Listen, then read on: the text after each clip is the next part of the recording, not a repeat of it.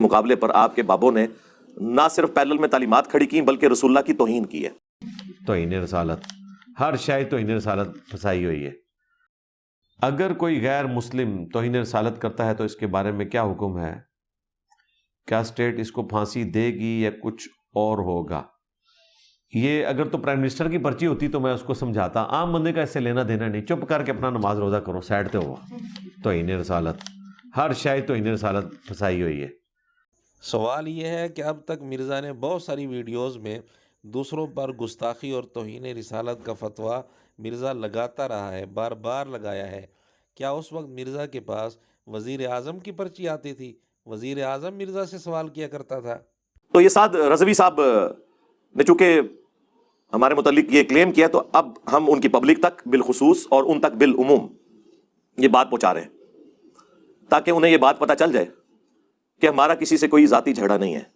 جھگڑا یہ ہے کہ اللہ کے محبوب صلی اللہ علیہ وآلہ وسلم کی مبارک تعلیمات کے مقابلے پر آپ کے بابوں نے نہ صرف پیرل میں تعلیمات کھڑی کی بلکہ رسول اللہ کی توہین کی ہے۔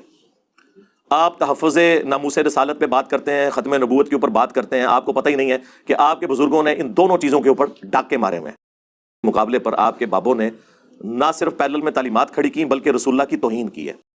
توہین رسالت، ہر شے توہین رسالت پھنسائی ہوئی ہے۔ سارا توحید کا جو یہاں پہ آپ کو جنازہ نکلتا ہوا نظر آ رہا ہے تو اس میں پورا حصہ وہابیوں اور دیوبندیوں نے ڈالا ہے۔ توحید کے نام کے اوپر انہوں نے توہین رسالت کی ہے ان کے بزرگوں نے، وہ ہم مانتے ہیں، اس میں کوئی شک نہیں ہے۔ توہین رسالت، ہر شے توہین رسالت پھنسائی ہوئی ہے۔ میں 31 سال بریلوی رہا ہوں، اس وقت میں دیوبندیوں کو گستاخ رسول سمجھتا تھا، جب مجھے پتا چلا بریلوی بھی گستاخ رسول ہے تو میں اس سے بھی پیچھے ہٹ گیا۔ توہین رسالت، ہر شے توہین رسالت پھنسائی ہوئی ہے۔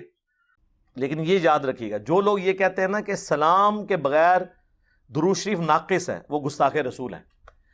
توہین رسالت، ہر شے توہین رسالت پھنسائی ہوئی ہے۔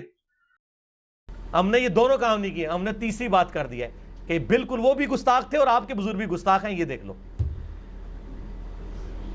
اسی تیسری بھی جو شے کاٹ دیتی ہے، ایک تو یہ تھا ہم کہتے نہیں یہ جو تمہیں غلط فہمی ہوئی ہے وہ تو انہوں نے ماننی نہیں تھی، دوسرا ہم یہ کہتے ہیں کہ یار وہ گستاخ جو ہے وہ ان کے بزرگ کو ہم انڈورس کر لیتے، تو انہوں نے کہا تھا ہاں پھر تو آپ ہمارے فرقے میں آ جاؤ۔ ہم نے تیسرا کام کیا، ہم نے کہا وہ بھی گستاخ، آپ کے بزرگ بھی گستاخ۔ مسئلہ 71B دیکھ لیں۔ توہین رسالت، ہر شے توہین رسالت پھنسائی ہوئی ہے۔